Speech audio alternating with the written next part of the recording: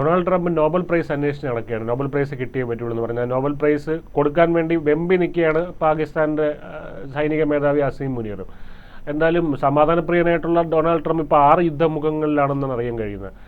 പക്ഷേ ട്രംപിനൊന്നും ഉറക്കം കിട്ടാത്ത ഒരു രാത്രിയായിരിക്കും. കാരണം എന്ന് പറഞ്ഞാൽ നരേന്ദ്രമോദി ഇത് അതായത് ഏറ്റവും വിശ്വസ്തനായിട്ടുള്ള നേതാവ് എന്നുള്ള ആ ഒരു പട്ടികയിൽ ട്രംപിനെ വെട്ടി നമ്പർ 1 വന്നിരിക്കുകയാണ്. എന്താണ് കൂടുതൽ വിശദാംശങ്ങൾ? അതിൽ മറ്റൊന്ന് ഈ പറഞ്ഞതുപോലെ ഈ ജോർജ് സോറസ് വിചാരിച്ചിട്ട് യൂനിസിന് ഒരു നോബൽ പ്രൈസ് കിട്ടിയായിരുന്നു, അതറിയാമല്ലോ. അപ്പോൾ അതുപോലെ ഇത്തരത്തിൽ ട്രംപും ഇങ്ങനെ നടക്കുന്നുണ്ട്, വളരെ സ്വാധീനിച്ച്. അതിൻ്റെ ഇടയിലാണ് ഇപ്പോൾ ട്രംപിന് ഇരട്ടി പണിയായിക്കൊണ്ട് പ്രധാനമന്ത്രി നരേന്ദ്രമോദി ലോകത്തിലെ ഏറ്റവും വിശ്വസനീയമായ നേതാവെന്നുള്ള സർവേ വന്നിരിക്കുന്നത്. ഇപ്പോൾ ഇന്നലെ ഒരു ട്രോള് കണ്ട് ട്രംപ് പറയുന്നതായിട്ടൊരു ട്രോള്, അതായത് ഗോവിന്ദചാമിയും ട്രംപ് പറയുന്നു ഞാൻ കീഴടങ്ങാൻ പറഞ്ഞതുകൊണ്ടാണ് അവൻ കീഴടങ്ങിയെന്ന് ട്രംപ് പറയുന്നതായിട്ടൊരു ട്രോള് പറഞ്ഞു. അപ്പോൾ അതുപോലെ തന്നെ ഈ പറഞ്ഞ പോലെ ലോകത്തിലെ ഏറ്റവും വിശ്വസനീയമായ നേതാവെന്ന് സർവേ പ്രധാനമന്ത്രിക്ക് നരേന്ദ്രമോദിക്ക് ലഭിച്ചിരിക്കുകയാണ്. 75% അപ്രൂവൽ റേറ്റിംഗോടെ ലോകത്തിലെ ഏറ്റവും വിശ്വസനീയനായ നേതാവ് എന്ന സ്ഥാനത്ത് മോദി തുടരുകയാണെന്ന് മോർണിംഗ് കൺസൾട്ടന്റിന്റെ പുതിയ ഗ്ലോബൽ ലീഡർ അപ്രൂവൽ റേറ്റിംഗിൽ പറയുന്നു. ജൂലൈ 4-നും 10-നും ഇടയിൽ നടത്തിയ റേറ്റിംഗിലാണ് ലോകത്തിലെ ഏറ്റവും വിശ്വസനീയമായ നേതാവായി മോദിയെ തെരഞ്ഞെടുത്തത്. ദക്ഷിണ കൊറിയയുടെ ലീ ജെയ് മ്യൂങ് 59%, അർജന്റീനയുടെ ജാവിയർ മിലി 57%, കാനഡയുടെ മാർക്ക് കാർണി 56% തുടങ്ങിയ നേതാക്കളെ മറികടന്നാണ് മോദി ആഗോള പട്ടികയിൽ മുന്നിലെത്തിയത്. US പ്രസിഡന്റ് ഡൊണാൾഡ് ട്രംപ് 44%, 8ാം സ്ഥാനത്തേ ഉള്ളൂ. അന്താരാഷ്ട്ര വേദികളിലെ മോദിയുടെ ജനപ്രീതിയാണ് റേറ്റിംഗിൽ പ്രതിഫലിക്കുന്നതെന്ന് റിപ്പോർട്ട് വ്യക്തമാക്കുന്നു. നമുക്കറിയാം, മോദി അധികാരമേറ്റത് മുതൽ അദ്ദേഹം വിദേശ രാജ്യങ്ങളിൽ നടത്തുന്ന സന്ദർശനം, അതോടൊപ്പം തന്നെ ആ രാജ്യത്ത് അദ്ദേഹത്തിന് കിട്ടുന്ന ആദരവുകൾ, ആ രാജ്യം അദ്ദേഹത്തെ അംഗീകരിക്കുന്നു എന്നുള്ളതിൻ്റെ ഏറ്റവും വലിയ തെളിവാണ്. നമ്മളിവിടെ ഇപ്പോൾ ഈ പറഞ്ഞതുപോലെ വലിയ മോദി ഭയങ്കര ഹിന്ദുത്വവാദിയാണ്, അല്ലെങ്കിൽ മതേതരത്വം അല്ല, മുസ്ലിങ്ങളോട് വിരോധമാണെന്ന് പറയുന്ന നരേന്ദ്രമോദിക്ക് സൗദിയിലൊക്കെ കിട്ടിയ അവിടുത്തെ ഒരു സ്വീകരണം കണ്ടായിരുന്നു. അതായത്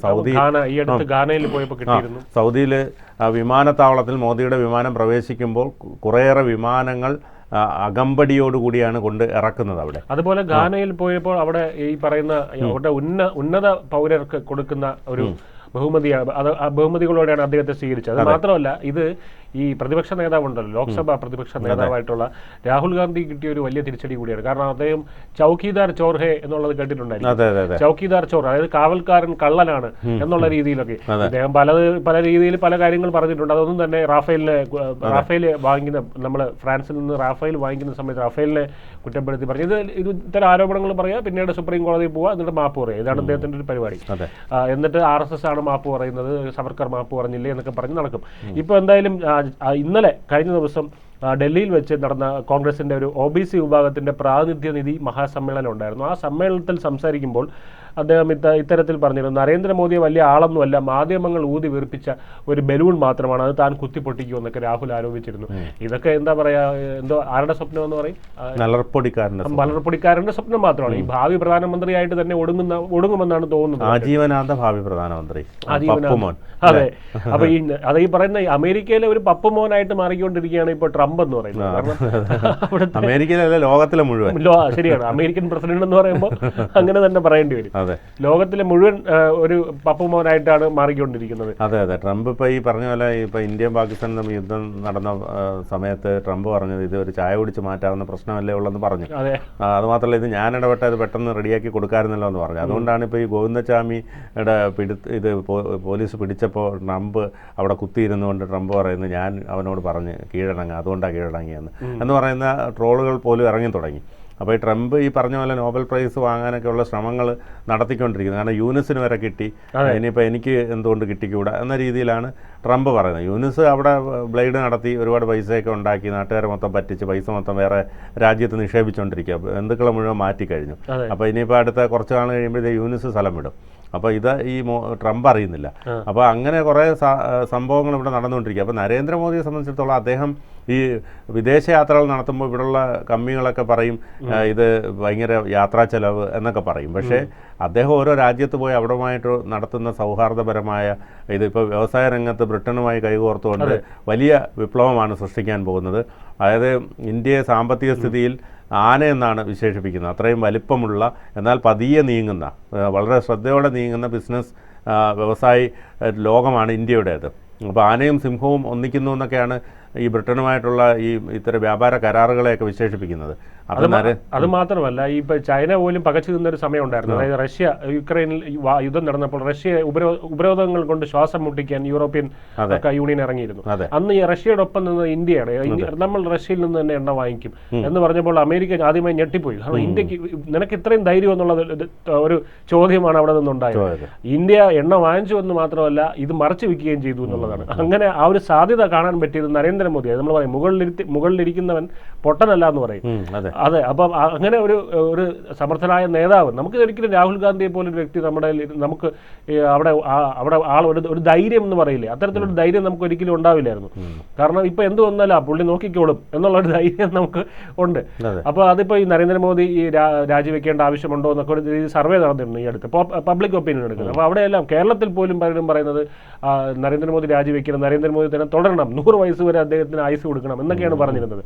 അപ്പോൾ ഇവിടെ ഈ റഷ്യയിൽ നിന്ന് ഞാൻ പറഞ്ഞല്ലോ എണ്ണ വാങ്ങിച്ച് മറിച്ച് വിറ്റു എന്ന് പറയുന്നത്, അത് പിന്നീട് ചൈന കണ്ടിട്ട് ചൈനയും അതായത് ഇത് കൊള്ളാലോ പരിപാടി എന്ന് പറഞ്ഞിട്ട് ചൈനയും പോയി റഷ്യയുടെ കയ്യിൽ നിന്ന് എണ്ണ വാങ്ങിച്ചിട്ട് ഇതിവിടെ ഇത് മറച്ചു വയ്ക്കാൻ തുടങ്ങി. അത് കഴിഞ്ഞ് ഇപ്പോൾ ഈ ഇടയ്ക്ക് ബ്രിക്സ് സമ്മിറ്റ് നടന്നപ്പോൾ അതിൽ ബ്രസീൽ, റഷ്യ, ഇന്ത്യ, ചൈന ഇത്തരം ഈ രാജ്യങ്ങളെല്ലാം തന്നെ അവരുടേതായിട്ടുള്ളൊരു കറൻസി, അത് ഡോളർ ഇനി വേണ്ട, നമുക്ക് വ്യവഹാരങ്ങൾ നടത്താനായിട്ട് വ്യാപാരങ്ങളും മറ്റ് വ്യവഹാരങ്ങളും നടത്താൻ നമുക്ക് നമ്മുടേതായിട്ടുള്ള കറൻസി ഉണ്ടാക്കുക എന്ന് പറഞ്ഞപ്പോൾ ഇതും അമേരിക്ക നല്ല രീതിയിൽ ചൊടിപ്പിച്ചിട്ടുണ്ട്. ഈ പറയുന്ന പോലെ 100%, 500% താരിഫ് ഇറക്കാൻ പോകുന്നു, അടിച്ചു തരാൻ പോകുന്നു എന്നൊക്കെ പറഞ്ഞിട്ടൊന്നും നടക്കുന്നില്ല. അത് മാത്രമല്ല ഇന്നലെ UK ആയിട്ടുള്ള അത് വാർത്ത കണ്ടു, UK ആയിട്ടുള്ള ഈ കയറ്റുമതി ഇറക്കുമതി കരാർ അതും വളരെ ലാഭകരമായിട്ടാണ്. അതായത് 10% ആണ് അവിടെ ഇവിടുന്ന് പോകുന്ന എല്ലാ പ്രോഡക്ട്സുകൾക്കും ഉൽപ്പന്നങ്ങൾക്കും വെറും 10% ടാക്സ് മാത്രമേ ഉള്ളൂ. അത് മാത്രമല്ല ഇവിടെ നിന്നുള്ള കൊഞ്ചും കശുവണ്ടിയും എല്ലാം അങ്ങോട്ടേക്ക് പോവുകയാണ്. അങ്ങോട്ടുള്ള കാറുകൾ, അതുപോലെ തന്നെ സ്കോച്ച് വിസ്കി വളരെ വില കുറച്ച് സാധാരണക്കാർക്ക് പോലും ലഭ്യമാകുന്ന വിധത്തിൽ ലഭിക്കുന്നു. കാറുകൾ, വില കൂടിയ കാറുകളടക്കം ഇങ്ങോട്ട് നമുക്ക് കിട്ടുന്നൊരു സാഹചര്യം. ഇതൊക്കെ വലിയ നേട്ടമാണ് ഇന്ത്യ ഉണ്ടാക്കിയെടുത്തിരിക്കുന്നത്. നരേന്ദ്രമോദിയുടെ ഒറ്റ കഴിവുകൊണ്ട് തന്നെയാണ് അദ്ദേഹം ഈ രാജ്യങ്ങളുമായുള്ള ബന്ധം, എത്ര രാജ്യങ്ങളുമായി എത്ര സൗഹാർദ്ദപരമായുള്ള ബന്ധമാണ് അദ്ദേഹം പുലർത്തുന്നത്. നമ്മളിപ്പോൾ ഈ ഇസ്രയേലും ഒക്കെ ആയിട്ടുള്ള യുദ്ധ സമയത്ത് ഈ 2 രാജ്യങ്ങൾക്കും ഒപ്പം, അതായത് പലപ്പോഴും ഇസ്രായേലിനൊപ്പമായിരിക്കും പല രാജ്യങ്ങളും, പക്ഷേ ഇന്ത്യയെ സംബന്ധിച്ചിടത്തോളം ഈ 2 രാജ്യങ്ങളുമായും എന്നാൽ കൃത്യമായ നിലപാട് പറയുകയും ചെയ്തു. ഹമാസിന് എതിരാണെന്നുള്ള കാര്യവും പറയുന്നുണ്ട്. പക്ഷേ 2 രാജ്യങ്ങളുമായിട്ടും സൗഹാർദ്ദപരമായിട്ട് സംസാരിക്കാനും അവരുമായിട്ട് ഇടപഴകാനും നരേന്ദ്രമോദിക്ക് മാത്രമേ കഴിയൂ. അത്രയും ഫ്ലെക്സിബിളായിട്ടുള്ള ഒരു നേതാവ് കൂടിയാണ് അദ്ദേഹം. അതാണ് അദ്ദേഹത്തിനെ വ്യത്യസ്തനാക്കുന്നതും. കൂടുതൽ വാർത്തകളും വിശേഷങ്ങളും നിങ്ങളിലേക്ക് എത്താൻ ABC മലയാളം സബ്സ്ക്രൈബ് ചെയ്യുക, ബെൽ ബട്ടണും അമർത്തുക.